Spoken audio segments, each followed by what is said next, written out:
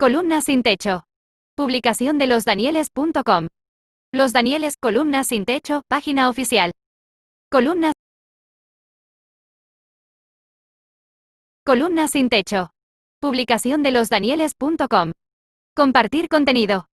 Descartamos múltiples nombres en el momento de bautizar este portal. No sabíamos si acudir a la fábula bíblica de Daniel en el foso de los leones como una digna metáfora de especial resonancia entre hinchas de Santa Fe, o si elaborar alguna alusión que tuviera que ver con los estilitas, aquellos monjes anacoretas que se alojaban en la punta de una columna para meditar hasta la muerte. En buen momento dejamos de ponernos inteligentes y terminamos nombrándolo con nuestros propios nombres, los Danieles. Y como subtítulo añadimos lo que somos, columnistas sin techo. Porque somos dos tocayos a los que no solo los empatan su oficio y las sílabas de sus nombres, sino haber compartido espacio en la misma casa editorial, de la cual partimos de forma simultánea y por razones parecidas.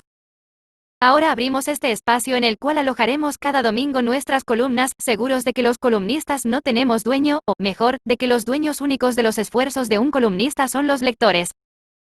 Queremos dar las gracias a Diego Carvajal, Juan Abel Gutiérrez, Jorge Acosta, Mario Jaramillo y todos los que nos ayudaron a materializar esta aventura en la cual trataremos de servirnos de las nuevas tecnologías para salvaguardar nuestro ejercicio de columnistas independientes, y en el cual, quien quita, en un futuro podamos subir a bordo a otros colegas, otros estilitas que se muden a la punta de sus columnas, y las quieran exponer desde acá.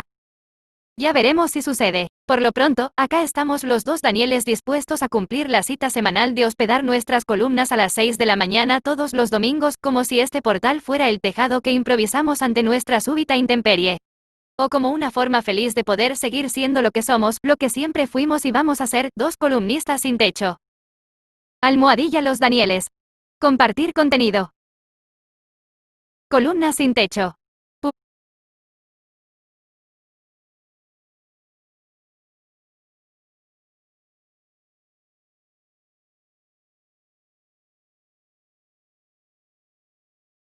Teletrabajen, vagos.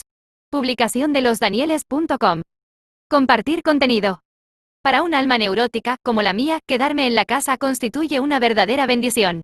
Por eso he disfrutado de este encierro como si fuera el sueño dorado que siempre pretendí, nada de tener que salir de noche a una comida, nada de tener que asistir al cumpleaños de un amigo, con observar los informes de la doctora Fernanda en Caracol, y llegar despierto para el 1, 2, 3 de CMI, me declaro pleno y tranquilo, casi diría feliz. La única situación difícil es la laboral, el famoso teletrabajo que, digo la verdad, me queda como a Duque su nueva chaqueta, grande. Sé que en Colombia confinarse es un privilegio, que quienes de verdad padecen la pandemia son los vendedores ambulantes, los hijos del rebusque, y tanta gente que pierde su trabajo por estos días, odontólogos, meseros, columnistas de revista. Pierden el trabajo, pero al menos no deben someter su paciencia a esas extrañas reuniones que se realizan a través de una aplicación llamada Zoom, en que la pantalla se divide en múltiples pantallitas mientras uno observa, como espiándolos, a diversos compañeros de trabajo, cada uno en su respectivo y curioso espacio doméstico. Indefectiblemente varios se quejan de que se les fue el audio, o de que se les congeló la pantalla, mientras la reunión se demora en comenzar, y se alarga innecesariamente, y uno cree con certeza que toda reunión por Zoom pudo haber sido un chat. Toda, sin excepción. Es el momento de reconocer que jamás me he bañado para asistir a las juntas virtuales, que de la cintura para abajo suelo estar en pantalones de pijama. Y que si el mundo cambió para siempre es porque, en adelante, trabajaremos en sudadera, sin salir de la casa, mientras observamos por la ventana que por la ciudad desierta cruzan jabalíes con sus crías. Ya nunca más sabremos lo que significaba emprender la jornada laboral estando limpios. Y menos los congresistas, que nunca lo han sabido y que, a la fecha, hacen parte de la única rama del Estado que, a diferencia del coronavirus, está inactiva. Uno observa que el presidente no solo trabaja con los suyos, sino que estrena chaqueta marcada y vaso rotulado con su nombre, como si esta época también fuera su regreso al kinder. Pero, como sea, utiliza la crisis para reinventarse. Ahora tiene programa de televisión con William Vinasco Che, el hombre que suele advertir a los suyos que no lo esperen en la casa, asunto especialmente paradójico en época de confinamiento. Uno mira a los magistrados de la rama judicial y todos están entregados a largas sesiones de teletrabajo, si bien de la toga hacia abajo algunos andan en boxers, pero con el emoticón de un martillo dictan telesentencias, y ordenan arrestos con ayuda de Telesentinel, y los miembros de cada corte temen que haya un ídem en el servicio de Internet para que los procesos no se vuelvan lentos, los procesos de conexión, quiero decir, no los judiciales. Aunque desde el cartel de la toga es evidente que los magistrados tienen buenas conexiones. El caso de los congresistas, sin embargo, es diferente. Sencillamente no se dignan a empezar sesiones, y por sesiones me refiero tanto a las legislativas como a las de Windows. Se resistieron a traducirse al formato digital y a organizar cada bancada en grupos de WhatsApp, porque al final no todos funcionan como el centro democrático. Allá el bondadoso abuelo se sube en una loma del ubérrimo donde recibe señal, y saca y agrega gente de su banda a sus anchas. A sus bandas anchas. En otros partidos, en cambio, el asunto es diferente. Voy a abrir un chat que se llama Bancada de Cambio Radical, advirtió hace poco Vargas Lleras. Ya lo abrí, le dijo Char. Esos grupos tan chimbos, se quejó, acostumbrado a su mala suerte en todo tipo de asuntos digitales. Soñaba con ver a los congresistas acomodados a las nuevas tecnologías para cumplir con sus jornadas laborales.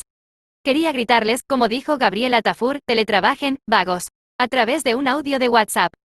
Me conectaría para observar la forma en que los congresistas se echan telesiestas, reparten teletajadas con bitcoins, desactivan el wifi cuando llaman a votación, mientras la bancada del gobierno obedece al telejefe como si fueran teletubbies. Gorrearían señal de internet de los vecinos, cobrarían viáticos cada vez que abrieran la aplicación de Google EARTH, la bancada conservadora, anticuada como siempre, citaría las reuniones por Skype y no por Zoom. Y Ernesto Macías volvería a dejar abierto el micrófono.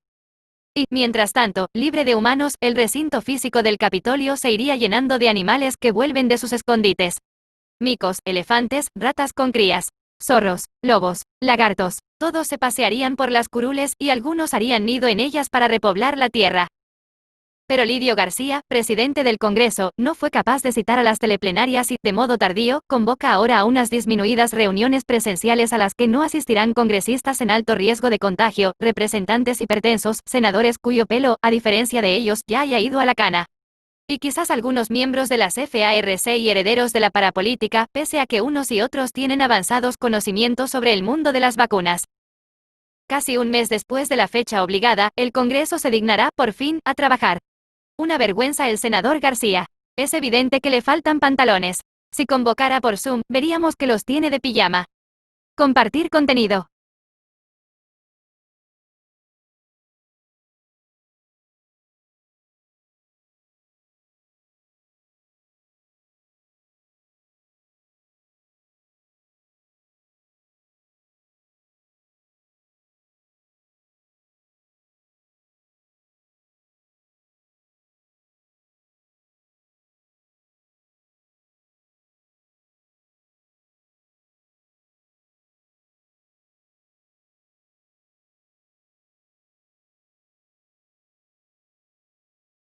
La historia no contada.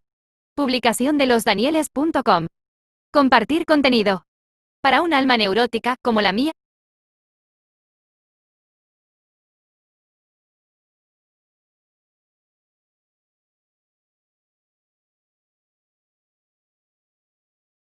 La historia no contada. Publicación de losdanieles.com. Compartir contenido. Jamás debí volver a semana después de mi primer despido. Me lo dijo en ese instante María Cristina, mi esposa, que es la persona que más quiero en la vida. Lo sentí desde el primer momento. 3 minutos después de decir que sí, ya estaba arrepentido. Sucedió en el restaurante Cipriani de Miami en un almuerzo amablemente organizado por Gabriel Gilinski para tratar de superar las diferencias. La verdad es que esas diferencias eran insuperables. Por mi lado, porque seguía y sigo creyendo que Semana faltó a su deber periodístico al omitir la publicación de la investigación sobre el retorno de los falsos positivos, trabajo que terminó haciendo The New York Times, como lo escribí en la columna, la explicación pendiente, https://www.semana.com /opinión artículo la explicación pendiente de semana por Daniel coronel 617095 paréntesis que cierra en mayo del año pasado. Y por el lado de la revista, porque después de mi cuestionamiento público a su decisión editorial ya no me querían. Solo buscaban sofocar la controversia por mi salida, salvar unas cuantas suscripciones e ir marchitando la columna poco a poco y desde adentro. Pero volvamos a ese almuerzo del martes 11 de junio de 2019. En la mesa estaban la presidenta de Publicaciones Semana María López, el director de la revista Alejandro Santos, el accionista Gabriel Gilinski y yo. Por mucho tiempo discutimos los términos del acuerdo que se vería reflejado en un breve comunicado. Al final quedó que yo tendría total independencia para escribir mi columna, incluyendo la posibilidad de discrepar de la revista, y que los accionistas respetarían la autonomía editorial del director Alejandro Santos. https://www.semana.com/item/article/sync/6928-6. Cuando acordamos el texto les pedí un momento para contarle a mi esposa. Volví y los sorprendí diciendo que para Sandra, refiriéndose a la exministra uribista Sandra Suárez, gerente de Semana, mi regreso era una mala noticia. Discutían sobre quién se animaba a contárselo. Cuando me vieron, bogotanamente cambiaron de tema. En ese instante pensé que lo mejor sería reconsiderar y no volver, pero me dio vergüenza decirlo, sobre todo con María. Habían pasado menos de 3 semanas desde mi despido, pero cuando regresé todo había cambiado para siempre. Empezaron a pasar cosas que nunca antes sucedían. 2 veces me percaté de que mi columna era filtrada desde la tarde del viernes a personas cercanas al expresidente Álvaro Uribe. Otra vez, con ocasión del paro nacional, pedí que me dejaran actualizar la columna para adecuarla a los últimos hechos, pero recibí una negativa. Curiosamente sí se lo permitieron a otros 2 columnistas. Lo último que sucedió fue que empezaron a cambiar el nombre del URL de la columna, lo cual ocasiona dificultades para los usuarios que llegan a ella a través de los buscadores de Internet, que son la mayoría. Es decir, disminuye el tráfico. Mientras para los demás columnistas se conservaba el título de su artículo, el mío era cambiado como si quisieran impedir que se leyera. Cuando pedí explicaciones no me dijeron nada por muchos días. Finalmente la respuesta del Chief Digital Officer, que maneja contenido pero no le reporta a la dirección editorial sino a la gerente Sandra Suárez, fue: olvídate. Cuando insistí me dijo que no volvería a pasar, pero no se tomó la molestia de explicarme por qué había pasado. A todo me había ido acostumbrando. A veces hay que pedalear cuesta arriba en este oficio. Incluso acepté, sin reclamar, cuando hace unas semanas los honorarios de por sí modestos que me pagaba Semana por escribir la columna fueron reducidos en un 80%. Mis ingresos pasaron de simbólicos a míseros. No me quejé, no era algo que hiciera por dinero, siempre gasté en la elaboración de la columna más de lo que recibía. También soporté con paciencia monacal las esporádicas llamadas de Gabriel Gilinski donde se las arreglaba para recordarme que él es uribista y trompista, como si debiera importarme. A él, que le dije desde el día que lo conocí que los intereses empresariales debían estar totalmente separados de la línea editorial, le gustaba repetirme que su proyecto era armar el Fox News colombiano. Para quienes no lo sepan, Fox News es una exitosa máquina de propaganda de la derecha estadounidense que no repara en límites para defender sus gustos e intereses. Lo que no estaba dispuesto a aceptar silenciosamente era que la revista para la cual escribía faltara a la ética periodística. Y eso sucedió en la mañana del pasado 18 de marzo. Molestos porque Julio Sánchez Cristo, de la W Radio, reprodujo ese día una información sobre despidos y reducción de algún sueldo en Semana, decidieron usar las páginas digitales de la revista para desquitarse. Esa misma mañana publicaron 2 mediocres artículos sobre el comportamiento de la acción del grupo Prisa, dueño de Caracol, en las bolsas de valores universalmente colapsadas por la crisis del coronavirus. Las 2 publicaciones de La Vindicta estaban ilustradas con la foto de Sánchez Cristo, que nada tiene que ver con el precio de las acciones, pero sí era el blanco del ataque. Por eso, a sabiendas de lo que pasaría, escribí y envié la columna Las orejas del lobo, https://www.semana.com/opinión/artículo -las-orejas-del-lobo-por-Daniel- -658-307 a las 7:55 de la mañana del viernes 20 de marzo. A las 2:53 de la mañana de la tarde recibí un mensaje de WhatsApp del accionista Gabriel Gilinski en esos términos: Daniel, realmente nos sorprende la interpretación que le diste a una noticia de negocios que había aparecido en la prensa internacional. Teniendo en cuenta que Prisa es la dueña de Caracol, la empresa radial más importante de Colombia, la información es periodísticamente relevante. Así lo determinó el equipo editorial que publica CNS SIC de Noticias Diarias de Interés Público. Toda la información publicada refleja la información de medios importantes en España. La comunicación era extraña a todas luces porque Gilinski, que en teoría no tiene autoridad periodística en Semana, me hacía comentarios claramente editoriales sobre una columna aún no publicada, hablándome en plural majestático, no sorprende, y evaluando el desquite como periodísticamente relevante. Entre los medios importantes en España, en que se basaron para publicar la venganza, estaba el portal Hispanidad, cuyo director Eulogio López fue condenado a 6 meses de cárcel por comentarios homofóbicos. 3 minutos después entró otro WhatsApp de Gabriel: la interpelación, SIC, que le das es personal y de la lectura de los textos no se desprende nada de lo que dices. Por lo tanto, la columna no será publicada. Algo debió pasar en las siguientes horas porque a las 5:34 de la mañana de la tarde y siempre por la vía del WhatsApp, la resolución inapelable empezó a cambiar. Bueno, en fin, no es decisión mía. En semana tomarán la decisión. A las 6 de la tarde la censura anunciada se había vuelto apenas una opinión. La decisión de los que manejan los temas editoriales en la revista es publicar tu columna. Las opiniones que te di son personales.